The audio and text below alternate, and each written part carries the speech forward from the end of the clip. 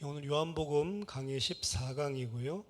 그는 흥하여야 하겠고 나는 쇠하여야 하리라 라는 제목의 말씀을 같이 나누도록 하겠습니다. 이 요한복음 2장에서 예루살렘에 올라오신 주님이 성전을 허물고, 지금 눈에 보이는 예루살렘 성전을 허물고 새 성전, 예수 그리스도이시죠, 새 성전을 짓겠다라고 하는 십자가와 부활 사건을 선포하셨습니다. 하나님의 백성들을 새롭게 창조하기 위해서 어떻게 행하시느냐? 옛 성전을 허물고, 그리고 예수님 자신의 몸을 허물고 죽었다 살아남으로 3일 만에 부활하심으로 새 성전, 하나님과 만날 수 있고 하나님과 교제할 수 있는 새로운 성전을 짓겠다. 틀림없이 자기 자신의 몸을 가리켜서 하신 말씀이다라고 제자들이 나중에 깨달았죠. 그리고 3장에 넘어오면 이제 니고데모와의 대화를 통해서 그럼 그 새로운 성전에서 하나님을 예배하고 하나님과 교제하고 하나님과 함께 살 하나님의 백성이 누구냐라고 하는 질문에 대해서 그는 위로부터 태어난 자다. 위로부터 난 자인데, 위로부터 났다는 의미는 물과 성령으로, 물과 영으로 거듭난 자여야만이 그 사람이 하나님을 예배할 수 있다. 그 니고데모가 묻죠. 어떻게 이런 일이 일어날 수 있습니까? 라고 했더니 지난주에 인자가 광야에서 모세가 놋뱀을 장대에 달려서 든 것처럼 인자도 들려야지만 그 일이 일어날 수 있다라고 십자가 사건을 명백하게 이야기를 했죠. 그리고 그 하나님의 사랑이 얼마나 큰지를 3장 16절, 하나님이 이처럼 세상을 사랑하셔서 그 아들 독생자를 주셨다라고 이야기를 합니다. 그리고 그 이름을 믿는 자마다 이제 정죄함을 받지 않고 구원받게 하셨다라고 이야기를 했던 게 이제 지난주까지의 이야기죠. 오늘은 갑자기 이제 세례 요한 이야기로 새로운 국면으로 사실은 설명을 하고 있는데, 어떻게 보면 지금 예수 그리스도로 말미암아 새로운 피조물로 거듭나서 하나님과 교제하고 하나님과 함께 거할 주의 백성이 어떻게 탄생하는지 십자가 사건, 부활까지 다 설명을 앞에서 했는데, 오늘 소개해주고 있는 이 세례 요한은 어떻게 보면 그냥 한 에피소드고 역사적인 일을 이야기하는 것 같지만 앞에서 이야기했었던 이러한 모든 것들의 모델 케이스로 어떻게 보면 우리에게 그 하나님과 교제하는 사람은 어떤 모습인가를 사실은 모델 케이스로 보여주고 있는 것 같습니다. 세례 요한의 오늘의 모습은 사실은 놀라운, 진짜로 이 사람이 바로 하나님의 사람답구나라고 하는 요소들이 굉장히 많이 담겨져 있습니다. 그래서 오늘 이 세례 요한의 예를 보면서 믿음의 사람, 그 새로운 성전에 예수 그리스도 안에서 거듭난 자는 어떤 삶을, 어떤 믿음을 가지고 살아야 되는지 우리들이 생각하면서 우리들이 오늘 말씀을 살펴보면 좋겠습니다. 오늘 요한복음 3장 22절에 본문 배경이죠. 그 후에 예수께서 제자들과 유대 땅으로 가서 거기 함께 유하시며 세례를 베푸시더라. 이게 좀 문제가 되는 것입니다. 왜냐하면 예수님이 유대 땅으로 가서라고 하는 것은 지금 유대 바깥에 있는 것처럼 사실은 생각이 되죠. 근데 우리 2장부터 쭉 읽었지만 예수님은 지금 어디 있냐면 예루살렘에 계시단 말이죠. 근데 예루살렘도 유대 땅이잖아요. 유대 땅 안에 예루살렘이라는 곳이 있는 건데, 그 유대 땅으로, 예루살렘에서 유대 땅으로 갔다, 이 말이 사실은 안 되는 거거든요. 그래서 이제 이 본문 때문에 이제 여러 사람들이 이건 다른 본문에 있었던 것들을 억지로 끌어다 온 거다, 이런 이야기들을 많이 하는데요. 이 예수님께서 이 유대 땅으로 가서 거기에서 제자들과 함께 유하시면서 세례를 주셨다. 일단 이 유대 땅으로 갔다라고 하는 표현이 뭘까라고 하는 것에 대한 여러 가지 사실은 해석들이 있고요. 여러 가지 이유들을 대지만 또 이런 것도 있습니다. 예를 들자면 예수님이 지금 예루살렘에 있다가 어디로 간다고 하면 유대로 간다고 그랬죠. 그리고 4장에 가면 어디가 나오면 사마리아가 나오거든요. 그리고 4장 마지막 말미에 가면은 예수님을 뭐라고 이야기하면 이분이 바로 세상의 구주다라고 이야기를 하거든요. 그러니까 이 도식을 사도행전 1장 8절 같이 보는 거예요. 예루살렘과 온 유대와 사마리아와 땅끝, 요걸 갖다가 보여주려는 거 아니냐 막 이렇게 해가지고 하는데 뭐 충분히 뭐 이렇게 이야기할 수도 있겠죠. 하지만 사실 예수님이 지금 걸어가시는 부분은 땅끝을 향해서 나간다라기보다는 결국엔 갈릴리로 다시 돌아가시거든요. 그러니까 이 도식이 그렇게 딱 들어맞는 것은 아닙니다. 그럼 유대 땅으로 갔다라고 하는 게 도대체 무슨 말이냐? 가장 간단한 방법은 NIV에서는 아예 그런 식으로 의역을 해놨는데, 유대 땅이라고 이야기를 하지만 예루살렘은 어떻게 보면 가장 발전된 도시고, 그리고 유대 땅이라고 표현한 것은 도심을 벗어나서 한적한 야외, 시골 같은 한적한 촌, 한적한 곳으로 옮겨 가셨다라고 그냥 간단하게 이해하는 것, 이게 이제 어떻게 보면 가장 좋은 해결책인 것 같습니다. 그럼에도 불구하고 여기 이것 때문에 이제 본문 비평하는 사람들은 이게 여기에 붙어 있어야 되는 게 맞는지 아닌지 이런 거 가지고 이야기가 많다는 것. 근데 사실 그것 자체가 우리에게 도움을 주지는 않고, 그냥 유대 땅 한적한 곳으로, 예루살렘 캐피털 시티, 수도를 떠나서 한적한 곳으로 갔다, 그냥 그 정도로만 이해를 하는 게 좋을 것 같습니다. 예수님께서 결국 떠나셔 가신 것은 요단강인 것 같아요. 그곳에 가셔서 제자들과 함께 유하면서 세례 주는 작업을 했는데, 실제로 예수님이 직접 세례를 주신 것은 아닙니다. 왜냐하면 4장 2절에 보면 예수께서 친히 세례를 베푸신 것이 아니요 제자들이 베푼 것이라 라고 분명히 나와 있죠. 근데 이제 예수님과 제자들을 한 공동체로 보고 예수님이 제자들을 통해서 이제 세례를 줬다라고 하는 의미입니다. 23절 보면 요한도 살렘 가까운 에논에서 세례를 베푸니 거기 물이 많음이라. 그러므로 사람들이 와서 세례를 받더라. 요한이 아직 옥에 갇히지 아니하였더라. 예수님은 요단강에서 지금 세례를 베푸시는 것 같고요.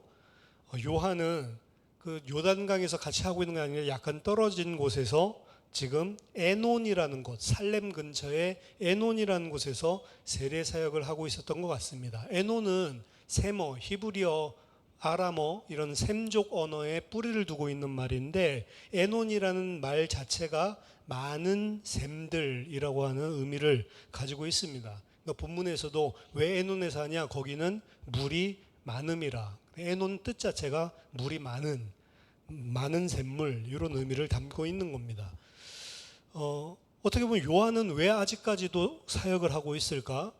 요한이 사역했었던 내용은 사실은 이스라엘 백성들에게 회개를 하는 물 세례를 주면서 주의 오심을 예비하고, 가장 핵심적인 사역은 내 뒤에 오실 그분을 드러내고 소개하는 게 요한의 주 핵심 사역이었거든요.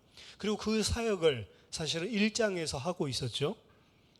세상 죄짐을 지고 가는 하나님의 어린 양이다라고 선언을 했고, 그 말을 듣고 자기 제자들이 예수님을 쫓아갔던 일이 이미 1장에서 벌어졌습니다. 그런데도 불구하고 오늘 본문에 보면 아직도 세례를 베푸는 그런 사역들을 요한은 계속하고 있었고요. 그리고 요한 곁에 머무르는 제자도 존재했고, 새롭게 또 요한 앞으로 나와서 물 세례를 받는 사람도 있었던 것 같습니다.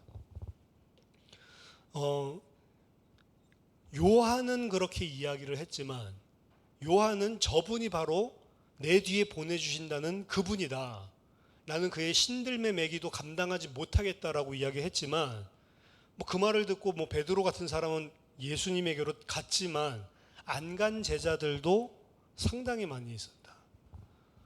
그리고 또 새로운 사람도 나오고 있는 거죠.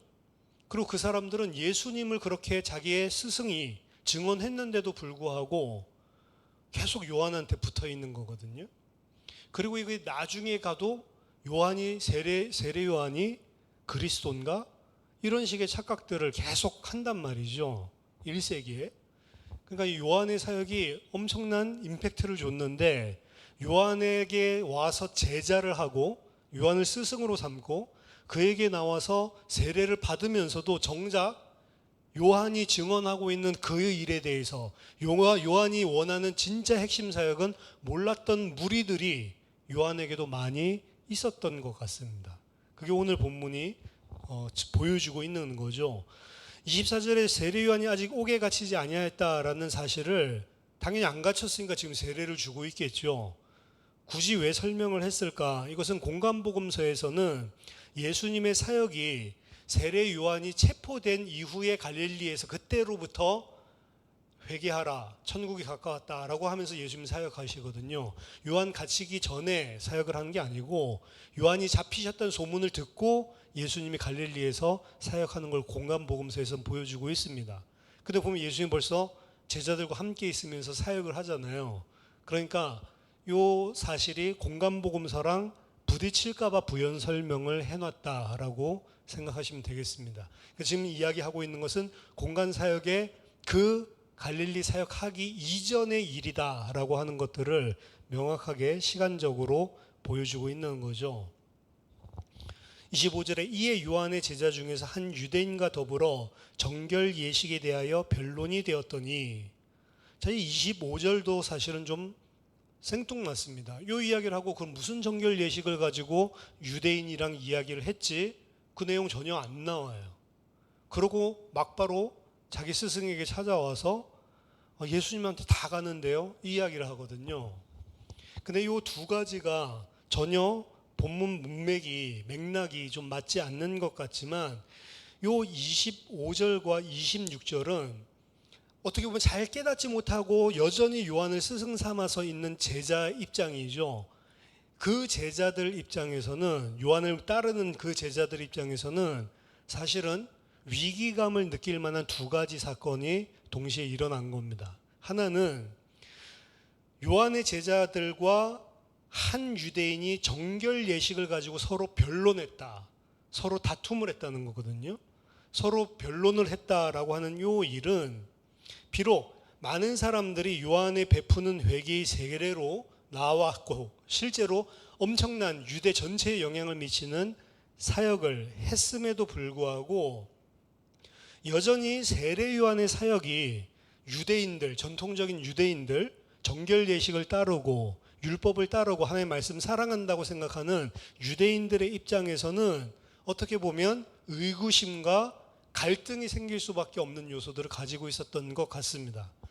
그러니까 전통적인 유대인이 세례 요한의 사역을 보고 와, 너무 좋다 이렇게 생각한 사람도 있겠지만, 오늘 이 변론을 한 사람처럼 이건 정결 예식이랑 뭐가 맞는가 맞지 않는가 이걸 가지고 따지고 드는 사람들도 존재했다는 거죠. 말하자면 세례 요한은 세례 요한 사역의 바깥쪽에 있는 사람들에게도 계속 갈등의 소지를 가지고 있었다라고 하는 것을 오늘 보여주는 거고요. 26절에서는 내부에 있던 사람들마저 이제는 빠져나가기 시작을 하는 겁니다. 사실은 그들이 요한에게 가서 이르되 랍비여, 선생님과 함께 요단강 저편에 있더니, 예수님이죠. 곧 선생님이 증언하시던 이가 세례를 베풀매 사람이 다 그에게로 가더이다. 이건 좋아가지고 하는 소리가 아니고 우려해서 하는 이야기죠. 지금 다 빠져나가고 있습니다. 이제는 우리 쪽 오는 사람들이 줄어들고 저쪽으로 다 가고 있고, 심지어는 그 증언을 제자들 앞에서 하니까 지금 이 사람들은 남아있지만 또 많은 제자들이 또 예수님에게로 갔겠죠. 그러니까 이 우려가 섞인 이야기로, 그러니까 외부에서도 그리고 내부에서도 지금 요한의 사역에 문제가 생겼다라고 하면서 이 두 가지가 25절, 26절이 보여주고 있는 것입니다. 세례 요한을 따르고 있었던 제자들은 자신들이 따르고 랍비라고 지금 스승이라고 부르고 있는 이분의 사역이 과연 이대로 가면 지속될 수 있을까? 예수님의 사역이 번창하는 걸 보면서 자신들의 인기가 어떻게 보면 줄어드는 것들을 보면서 이거 이러면 좀 위기가 올 수 있겠다라고 감지를 한 것 같습니다. 이러한 제자들의 생각에 대해서 요한이 모르는 바가 아니겠죠. 실제로 있었던 현실이니까 거기에 대해서 요한은 어떻게 생각을 하고 있었냐. 27절에 요한이 대답하여 이르되 만일 하늘에서 주신 바 아니면 사람이 아무것도 받을 수 없느니라. 하늘이라고 표현한 것은 유대인은 하나님 이 말을 안 합니다. 불경스럽고 10계명 3계명 어길 수가 있다라고 생각을 해서 여호와 이름을 망령되이 일컫지 않기 위해서 여호와 하나님 이런 말을 함부로 하지 않았습니다. 차라리 주님이라는 표현을 많이 썼죠. 하늘이라고 한 것은 그래서 하나님을 에둘러서 표현한 것인데, 만일 하나님이 주신 바가 아니면 사람은 그 어떤 것도 받을 수 없는 것이다 라고 이야기를 합니다. 그럼 지금 이 세례 요한은 지금 유대인들 안에서 자기의 사역을 보고 갈등을 일으키고 있는 요 사건도 그렇고요, 예수님에게로 사람들이 다시 이제 몰려가고 자신의 사역이 시들해지는 것도 그렇고, 이 모든 것을 다 누가 주관한다라고 믿고 있냐면 하나님이 주관하고 있다라는 걸 믿는 거죠. 왜 예수님에게 저렇게 사람이 갑니까? 하나님이 주신 것이 아니면 예수님에게 사람 갈 수가 없는 것이다. 그리고 내가 가지고 있는 것도 마찬가지. 하나님이 나에게 주지 않으면 나는 그 어떤 것도 받을 수 없는 것이다 라고 하는 것을 가르쳐 줍니다. 하나님이 주시지 않으면 사람은 그 어떤 것도 받을 수 없다라고 하는 것은 비단 예수님과 세례 요한의 사역만 이야기하는 것이 아니고요, 이거는 광범위하게 모든 부분에 적용되는 진리입니다. 바울도 똑같은 이야기를 해요. 고린도전서 4장 7절에 고린도인들에게 너에게 있는 것 중에 받지 아니한 것이 무엇이냐? 네가 가지고 있는 거 네가 잘해서 얻은 게 아니고 누가 주셔서 하나님이 주셔서 받은 거 아니냐? 근데 왜 받지 아니한 것처럼 네가 한 것처럼 자랑하냐? 라고 힐난하거든요. 오늘 똑같은 맥을 담고 있는 겁니다. 하나님이 허락하시는 것이다. 그거 신경 쓰지 말라라고 하는 거죠. 사람은 하나님으로부터 받는 것 외에 그 어떤 것도 가질 수 없다. 인간의 모든 권리 주장할 수 있는 것 배후에는 하나님의 절대적인 주권이 존재한다는 사실을 기억해야 한다는 것입니다. 제자들과 확실히 세례 요한은 이 하나님을 인정하는 부분에 있어서 큰 차이를 지금 보여주고 있는 거죠. 우리가 가지고 있는 것은 하나부터 열까지 다 하나님이 주신 것입니다. 심지어는 오늘 갈등까지도.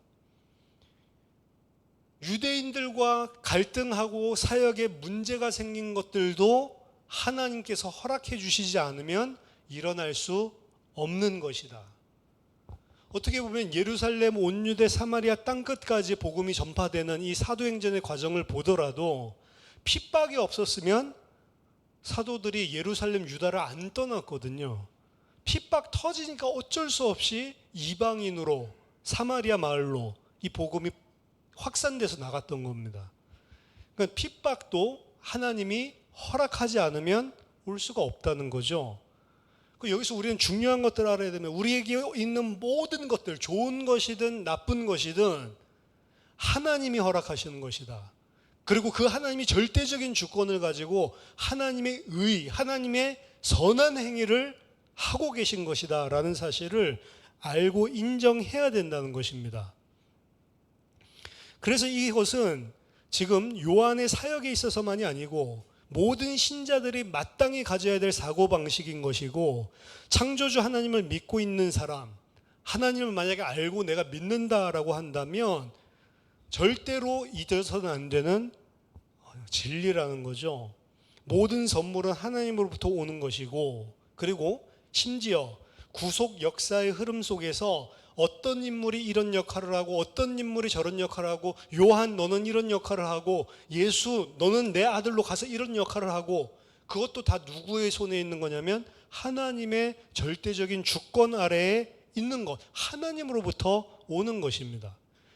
그래서 예수님도 그렇게 이야기해요. 내가 하는 거 아니다. 아버지로부터 들은 건 나는 하는 거고, 아버지께서 허락하신 말만 나는 하는 거고, 예수님은 철저하게 그 하나님으로부터 주신, 하나님이 허락하신 것만 했다고요. 하기 싫어도, 십자가 지는 거 하기 싫었잖아요. 그런데도 아버지가 나에게 주시는 잔이면 결국에는 내가 받겠습니다 라고 이야기를 한 거죠. 하나님의 사역을 하는 데 있어서도 똑같단 말입니다. 이 점을 분명히 알아야 됩니다.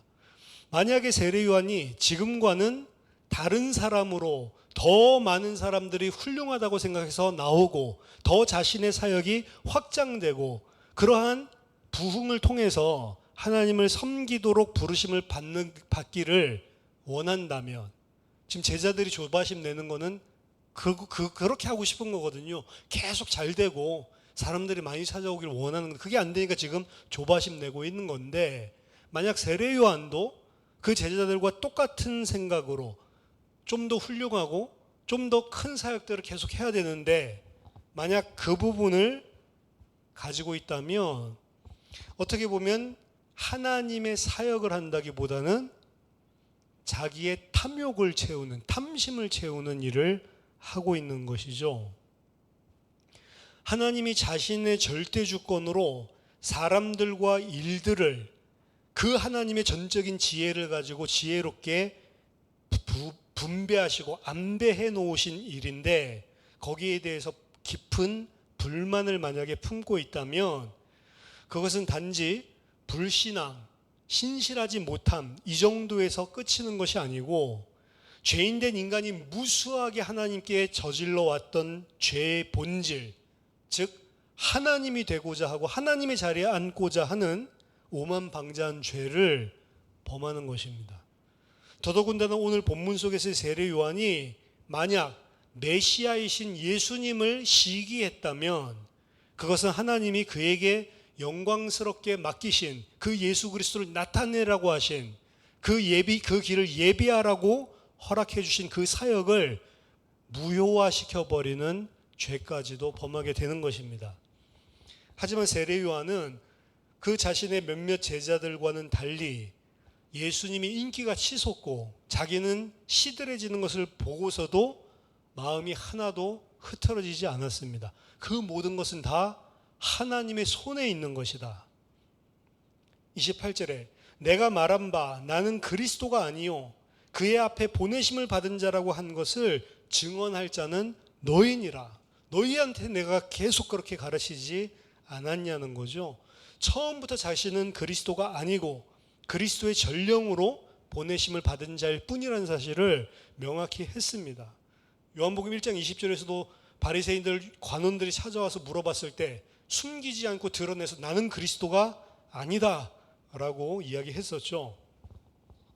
구속사역에 있어서 세례 요한과 예수님은 하나님으로부터 각각 다른 역할을 부여받았고 세례 요한은 자기 자신이 하이라이트를 받든 스포트라이트를 받든 안 받든 그거는 관심이 없었고 하나님이 허락해 주신 그 자신의 역할에 전적으로 만족하고 있는 하나님을 경외하는 자였습니다. 사실 너무나 당연하게 보이는 이 세례 요한의 반응, 당연히 저래야지, 그렇죠? 3인칭 객관적으로 생각해보면 너무나 당연하게 보이는 이 일인데 죄인된 인간에게는 이 일이 정상이 아니고 아주 훌륭한 일이고 힘든 일이란 말이에요. 사실은 인기 절정에 오른 많은 연예인 같은 사람들이 자기 인기 떨어질까 봐 조바심 내고 그것 때문에 막 스트레스 받고 그것 때문에 다음 작품 할 때 막 공황장애 생기고 이런 케이스들을 우리는 많이 보죠. 그렇게 인기가 좋고 잘 나가고 그렇게 좋았는데 그 인기가 이제 떨어질까 봐 또 걱정하는 거죠. 인기 없을 때는 인기 없어서 걱정하지만 인기 많으면 그 걱정이 끝나는 게 아니고 어떻게 하면 이거를 안 뺏길까. 그래서 연예인들 사이에서는 높은 자리에 올라가서도 계속 그걸 유지하기 위해서 노심초사, 사람들에게 잊혀질까 봐 그게 그렇게 두렵다네요. 정치인들 보면 두말할 나이가 없는 거죠. 그렇죠? 아직 총선 7개월도 더 남은 것 같은데 벌써부터 정치인들은 난리죠. 어떻게 하면 내년에 공천을 받을까? 그 관심밖에 없는 거죠. 공천 받기 위해서 하는 행태들 보면 진짜로 저속하게 그지없는 일들이 많고요. 공천받아서 후보로 나가고 난 다음에 국민들 앞에서 자기가 나간 뭐 도민들이나 뭐 자기나 시나 그 앞에서 행하는 일들 보면 가관입니다. 갑자기 나와서 막 인사하고요. 그때만 되면 갑자기 막 큰절하고 있고, 그러다가 딱 당선되고 나면 어디 있는지 보이지도 않죠. 갑자기 시장 돌아다니고 명함 나눠주고 있고. 이러한 사람들은 정치인들 딱 생애를 보면 한 번 그 맛을 본 사람은 내려놓기가 그렇게 싫나 봐요. 그렇죠?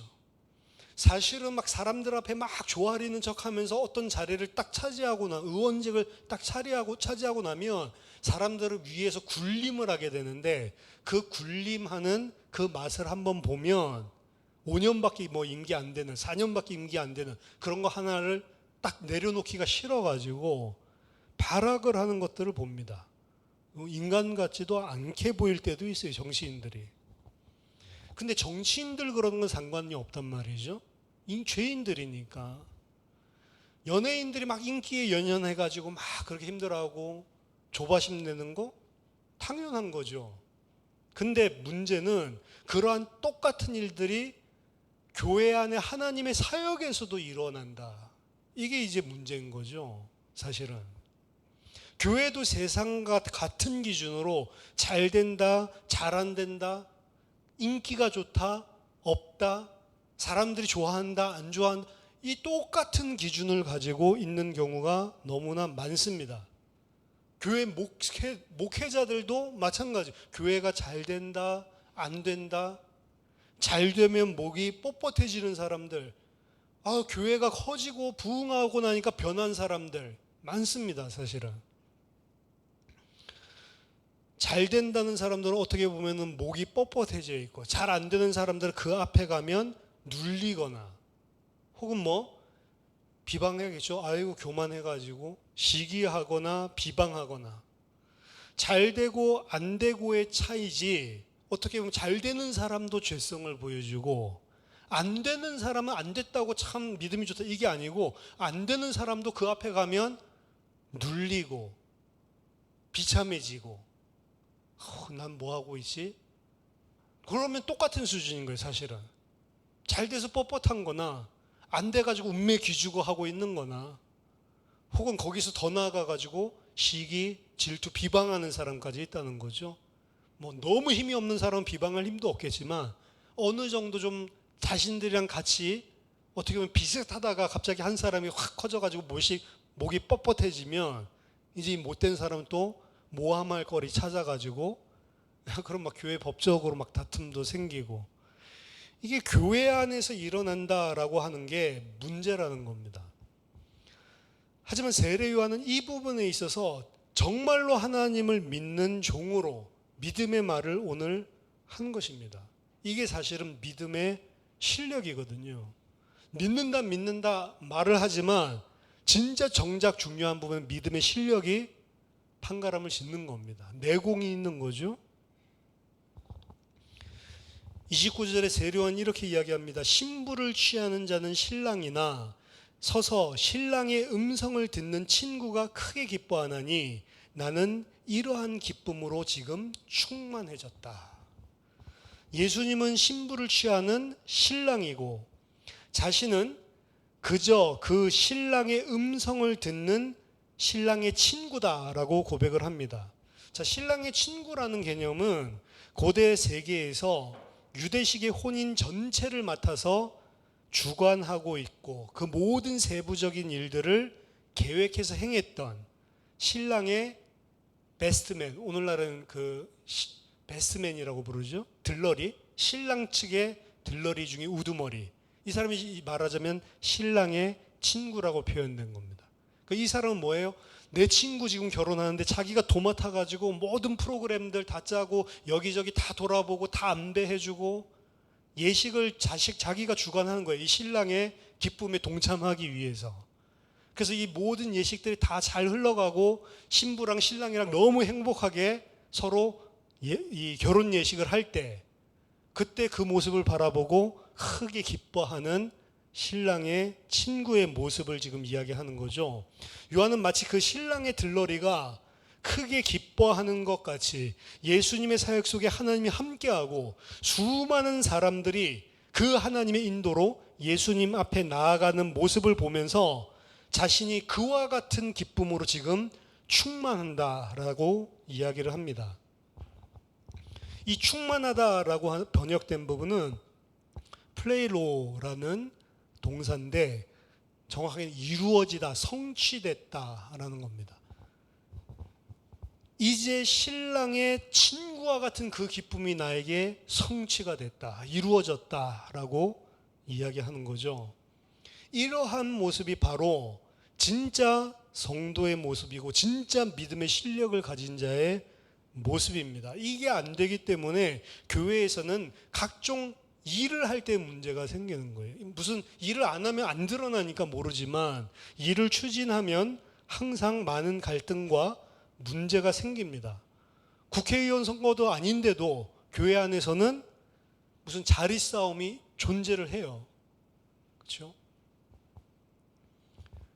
그래서 어떤 분들은 뭐 임직하고 뭐 이런 것들을 할 때 삐져가지고 상당히 상처받고 또 그걸 갖다가 이 안 해준 거에 대한 배신감 막 이런 것들을 막 목사님에게도 느끼고 성도들에게도 느끼고 이래가지고 나가는 사람들, 시험 드는 사람들 많죠. 흔히 교회 안에서도 이런 일들을 진행할 때 두 가지 방향으로 이런 문제점들이 발산되는데요. 무슨 일이든 세상이든 교회든 똑같습니다. 다 똑같은 일을 할 수는 없는 거예요. 오늘 예수님이 구속 역사에 맡은 일이 있고 세례 요한이 맡은 일이 있는 것처럼 어떤 일이 있으면 다 모든 사람이 똑같이 공통적으로 그렇게 할 마음도 없고요. 할 수 있는 능력도 안 되고 불가능한 겁니다. 그러면 누군가가 더 그 일을 책임지고 열심히 하는 사람이 존재하게 되는 거죠. 그러면 두 가지 반응인데 어떤 사람이 열심히 하고 있으면 자기도 열심히는 똑같이 하고 싶은데 할 수 있는 뭐 능력이 안 되거나 시간이 안 되거나 힘이 안 되거나 할 줄을 잘 모르거나 이렇게 하면 야, 내가 할 줄 모르는 걸 저 사람이 저렇게 잘하는 사람이 있어서 해주면 감사하다 이렇게 받아들이면 아무 문제가 안 되는데 어떻게 하냐. 첫 번째 눌려요. 누가 아무도 너 안 한다고 뭐라고도 안 했는데 혼자서 그냥 눌려. 다 저렇게 하는데 나는 아무것도 안 하고 있으니까. 둘째는 반대로 내가 일하고 있는데 나보다 더 잘하는 사람이 나타나서 그걸 갖다가 어떻게 주도를 하게 됐을 때 밀려난다라고 생각을 해서 그걸 가지고 딱 말하면 들통나니까 바로 그렇게는 못하고 뒤로 이것저것 가지고 시기 질투하는 사람들이 일어나는 거죠. 그 눌리는 것도 시기 질투하는 것도 그 열심히 일하는 사람의 입장에서는 일단 조심해야 될 게 그거 가지고 또 목이 뻣뻣해질 수가 있는 거죠. 반대로 그걸 바라보고 있는 입장에서는 두 가지로 눌리거나 아니면 비방하거나 이 둘 중에 하나가 되는 거죠. 근데 이런 일들이 많습니다, 교회 안에. 그렇죠? 일을 하는 사람이 교만한 것도 문제가 되는데 일을 하는 사람은 교만할 생각이 없는데도 불구하고 다른 사람들이 어떻게 돼 눌리거나 그리고 저 사람이 교만하지도 않는데도 지가 뭐 잘났어 이렇게 해서 시기하거나 이게 죄인들의 집단이에요, 사실은. 세상에서 이런 일은 일어나도 되지만 교회에서는 일어나면 안 되는 거 아니에요. 교회에서는 앞에서 잘 섬기는 사람도 하나님이 주신 은혜로 내가 섬길 뿐이지 내가 뭐를 잘해가지고 저 사람들 앞에 목 뻣뻣할 짓을 하는 건 아니잖아요. 반대로 그렇게 내가 하지 못하는 형편에 있거나 혹은 나보다 더 잘하는 사람이 와서 그걸 한다고 하면 감사하면 되는 거지. 그렇죠? 그걸 가지고 나는 못하니까 눌리거나 혹은 비방하거나 이 둘 다 틀린 거죠. 사실은 양쪽 편에서 보면 다 감사할 일밖에 없는 거예요. 그런데 인간은 죄인 투성이이기 때문에 오늘 세례 요한의 이런 반응이 빛을 내는 겁니다, 사실은. 너무나 당연한 모습인데 우리한테 존경스럽게 여겨진단 말이죠. 세례요한의 결론입니다. 30절에 유명한 말씀이죠. 그는 흥하여야 하겠고 나는 쇠하여야 하리라. 더 정확하게는, 더 바르게 번역하면 그는 반드시 흥해야만 하고 나는 반드시 쇠해야만 한다. 왜? 그게 하나님이 우리에게 맡겨놓으신 역할이기 때문에 그렇다. 하나님의 뜻이, 하나님이 작정하신 뜻이 반드시 이루어져야 된다는 거죠. 내가 앞에서, 예수님 앞에서 그 길을 닦는 사역을 하는 거, 그분을 드러내는 게 목적이라면 나를 따르던 모든 사람들이 다 그쪽으로 가게 되면 나는 그냥 기쁜 정도가 아니고 반드시 그렇게 돼야 된다. 어떻게 보면 그 제자들에게 저 사람들이 다 가는 데가 아니고 너도 가야 된다, 사실은 이 말이에요. 너도 가야 되는데 지금 여기서 뭐 하고 있냐. 그분을 드러내고 그분을 증언할 사람들은 너희다. 오늘 이렇게 이야기를 했죠. 제자들이 힐난하는 장면인 것입니다. 세례 요한은 자기보다 더 우월한 상대가 나타났기 때문에 어쩔 수 없이 승리를 양보한 것이 아닙니다. 그는 최고 자리를 예수님께 부여하신 하나님께 하나님의 뜻을, 하나님의 작정을 온 마음으로 받아들이는 순종 속에서 기쁨을 찾고 있는 거예요. 하나님이 자기를 꼬라박는 그 일을 하시는데 그게 하나님의 작정 속에 일어나는 것임을 알고 그 작정 속에 순종하는 자기의 모습 속에서 기쁨을 찾는 겁니다. 아이러니하죠? 그래서 제가 늘 이야기했었던 이야기가 있는데, 이 중고등학생들, 청소년들 막 일탈하고 막 이런, 어떻게 보면 바른 길 가지 않고 청소년 사춘기 반항심 이런 것들 때문에 공부도 안 하고 막 학교도 땡땡이 치고 이러면서 막 느끼는 기쁨을 느끼면서 뭔가 자기가 어른이 되고 나는 이제 머리 컸으니까 내 마음대로 할 수 있다, 막 이런 것들 막 발산하는 아이들도 있지만, 선생님이 시키고 부모님이 시키고 이거를 충실하게 어떻게 보면 순종하면서 그 속에서 바른 삶을 살아나가면서 그 안에 기쁨을 찾는 유의 사람들도 있습니다. 그게 기쁨이에요. 바르게 살고 내가 착실하게 사는 거. 고리타분하게 뭐 시키는 걸 그거 다, 그걸 갖다가 순종하는 거를 기뻐하는 거예요. 어떻게 보면 그게 정상적인 거죠. 바른 아들이라면, 바른 자녀라면, 바른 학생이라면. 세례 요한은 지금 하나님께서 작정하신 뜻이 이루어지는 그 자체에 순종하는 것 속에서 자신의 기쁨을 찾는 것입니다. 그 일이 어떻게 보면 사역이 막 잘 되는 것이든 아니면 사역이 줄어드는 것이든 그것과 상관없이. 그래서 자기 뒤에 오시는 그분, 메시아, 그분의 사역이 불어나고 흥해지는 것, 이것은 반드시 일어나야 되는 일이고, 내 일은 그분에게 내 있는 이 모든 제자들까지 다 그쪽으로 가게 해서 쇠하더라도 그 일은 반드시 일어나야 되는 것, 거기에 순종하고 그 일들이 일어나는 걸로 기뻐하고 거기에 자기가 헌신하고 어떻게 보면 순종할 수 있다는 사실에서 기쁨을 찾고 있는 거죠. 어떻게 보면 이것을 보고 기독교에서 이야기하는 경건이라고 하는 겁니다. 경건은 결국엔 하나님의 뜻에 전적으로 기쁨으로 순종하고 있는 모습인 거예요, 사실은. 경건의 모습은. 그래서 어떤 엄숙하고 이런 모습들, 종교적인 모습들을 말하는 게 아니고 우리의 영혼 자체가, 우리의 마음 자체가 하나님께서 행하시는 일들에 전적으로 기뻐하고 순종할 수 있는 거죠. 그게 세상 기준으로 봤을 때 흥하는 거든 쇠하는 거든 상관없이. 세례 요한이 자신은 신랑의 들러리다라고 이야기했었던 이 부분에 있어서도 한 가지 참고할 부분이 있는데, 고대 수메르와 그리고 바벨론에서는요 법으로 딱 정해놨어요. 신랑의 들러리가 만약에 신부랑 혼인을 한다, 이거는 절대적으로 법적으로 아예 금지를 시켜버렸습니다.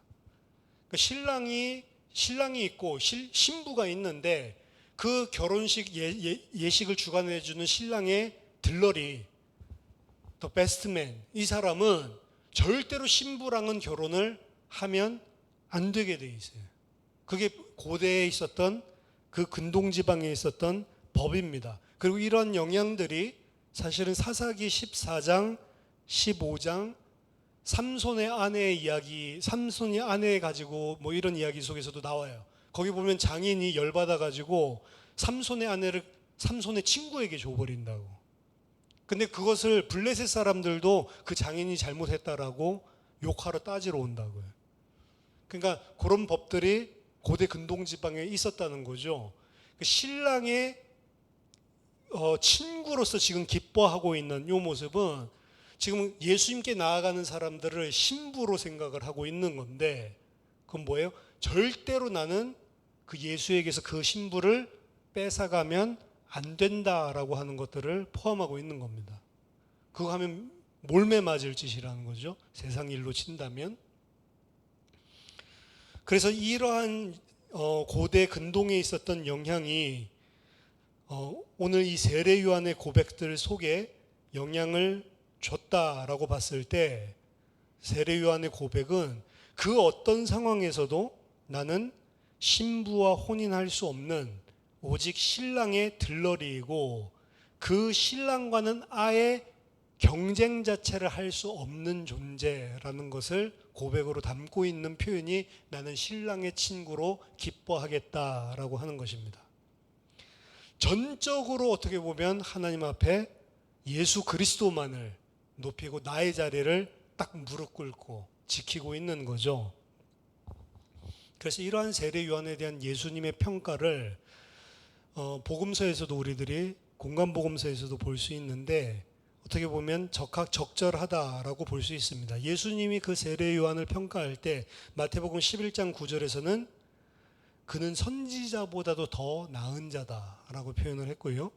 마태복음 11장 11절에서는 여자가 낳은 자 중에 세례 요한보다 더 큰 자가 없다라고까지 이야기를 하셨습니다. 이게 오늘 본문의 세례 요한의 모습입니다.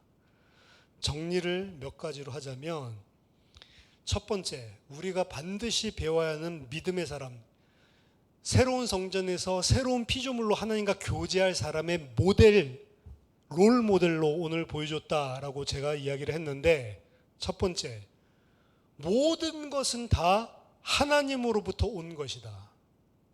하나님이 주신 것이다. 요거를 알고 있어야 됩니다. 절대적인 주권이죠. 그러면 교만할 수도 없는 것이고 반대로 낙심할 수도 없는 것입니다. 모든 것이 다 하나님의 은혜로 주신 것이다.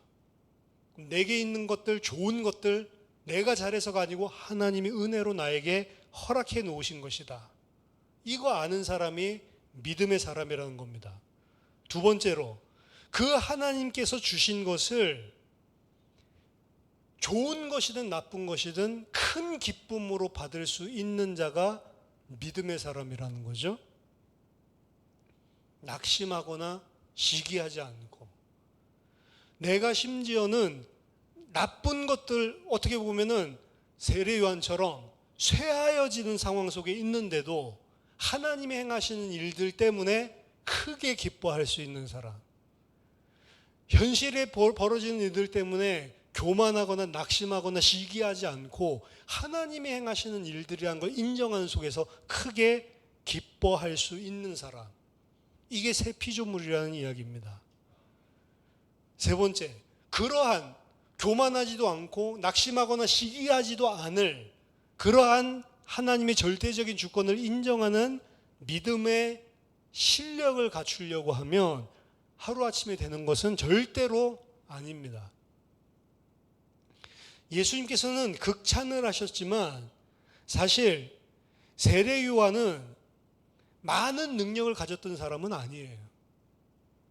그건 제 이야기가 아니고 요한복음 10장 40절에서 42절에 요한을 평가한 사람들의 평가가 나와 있습니다. 거기서 사람들이 뭐라고 이야기했냐면, 요한은 아무런 표적도 행하지 아니하였지만 요한이 이 사람, 예수죠, 이 사람을 가리켜 말한 것은 다 참이었다. 이게 이 사람들의 고백입니다. 그래서 그 고백을, 요한의 증언을 인해서 많은 자들이 예수를 믿게 됐다라고 이야기하거든요. 요한은 이 사람들이 봤을 때도 아무 표적이나 능력을 행하지는 않았는데 이 사람이 이분에 대해서 증거한 것만큼은 진짜 참이었다. 그래서 이 사람의 그 증언을 듣고 우리는 예수를 믿게 됐다. 많은 능력과 많은 엄청난 것을 한 것이 아니고 그가 하나님께서 주신 것에 진짜로 진실되게 착실하게 그 일을 한 거죠. 근데 그게 사실은 세례 요한은 아무런 인간적인 감정이 없냐? 전 절대로 그렇게 생각하지 않습니다. 자기 자신이 그런 인간의 죄악된 죄성된 생각들이 오면 그걸 다시 하나님 앞에 내려놓고 하나님은 이런 내공이 쌓여가지고 어느 순간인가 허허허 하면서 진짜 기뻐할 수 있는 사람이 된 거지, 그냥 막 하나님 은혜 부어주니까 확 한 번에 되고 이런 법은 없습니다. 그래서 그 경건의 훈련인 것이죠. 믿음의 실력 절대로 단순간에 나오는 게 아니고 우리들에게 주어진 일상에서 이번에 여호와를 경외하는 자라고 이야기를 했지만 그 어려운 거거든요. 근데 그러한 일들이 있을 때마다 내가 경외하는 자로 진짜 사는 게 맞는지 또 여호와를 멸시하는 자로 산 건 아닌지 이런 부분에 대한 스스로의 깊은 사색, 거기에 대해서 깊은 묵상, 하나님 앞에 무릎 꿇음, 기도, 참회, 이러한 경건의 연습, 믿음의 연습이 없으면 절대로 그런 실력은 나올 수가 없는 것입니다. 요한과 같은 믿음의 실력을 갖춘 사람, 사실 이 사람이 필요한 것이죠. 무슨 표적을 보여준 것도 아닌데 그 사람이 참으로 증언한 예수 그리스도, 그 말을 듣고 수많은 사람이 예수께로 돌아왔다. 왜? 세례 요한의 관심은 내 능력만 다 보여주는 것도 아니었고 오직 그리스도만을 드러내는 증언의 사역, 거기에 목숨 걸었기 때문에 그렇습니다. 말로만 그렇게 한 게 아니고 1장에서 진짜 삶으로 그렇게 행한 것이죠. 진짜로 이 사람은 자신은 반드시 쇠해야만 한다, 예수는 반드시 흥해야만 한다라고 믿고 그 삶을 살았던 사람입니다. 예수님만이 아니라 그의 증언을 그리고 그의 말을 들었던 사람들도 이 사실을 다 알았습니다. 우리가 믿음의 실력을 진짜로 가지게 되는 것은 그냥 되는 것이 아니고 하나님 앞에 부단한 자기 자신에 대한 부인, 그리고 그분만을 의지해서 살려고 하는 경건의 능력이 삶 속에서 지속적으로 끊임없이 있었기 때문에만 나오는 모습이라는 거죠. 이 세례 요한은 진짜로 우리들에게 롤 모델을 제시하고 있습니다. 교회 안의 일에서 사역에 대해서는 더 그렇고요. 교회 안의 사역뿐만이 아니고 세상 속에서도 사실은 똑같이 살아가는 겁니다. 어떻게 보면 바보죠. 자기 망해도 된다라고 생각하고 어떻게 보면 모든 것들을 다 양보해 주는 것 같이 보이죠. 근데 그냥 마음이 좋아서 양보해 주는 그 이야기를 하는 게 아니란 말이에요. 하나님께서 허락하셔서 하나님께서 나에게 베푸신 것들 속에 진짜 감사하고 받아들일 수 있는 믿음의 사람이 되기 위해서 우리들이 부단하게 나를 부인하고 세워져야 된다는 거죠. 우리는 하나님을 경외하고 사는가? 사실은 오늘 이 세례 요한의 모습이 일상 속에서 하나님을 경외하고 사는 사람의 모습입니다. 저와 여러분들도 믿음의 실력 있는 그런 성도들로 승리하게 되시기를 예수 그리스도의 이름으로 축원합니다. 기도하겠습니다. 살아계신 하나님 아버지, 은혜를 감사드립니다. 오늘 세례 요한이 전적으로 하나님께서 행하시는 일에 감사함으로 기쁨으로 그 일을 받아들였던 것처럼 세상 사람들이, 그의 제자들이 봤을 때는 쇠하여 가고 망하여 가는 것을 걱정하였지만 오히려 자신이 무너지고 예수 그리스도께서 흥해지는 것을 보며 신랑의 친구의 큰 기쁨을 누렸던 것처럼 하나님, 저희들이 전적인 하나님의 주권을 인정하고 하나님께서 행하시는 그 모든 것을 기쁨과 감사로 받을 수 있는 믿음의 실력 있는 사람들 될 수 있도록 도와주시옵소서. 예수 그리스도 이름으로 기도하옵나이다. 아멘.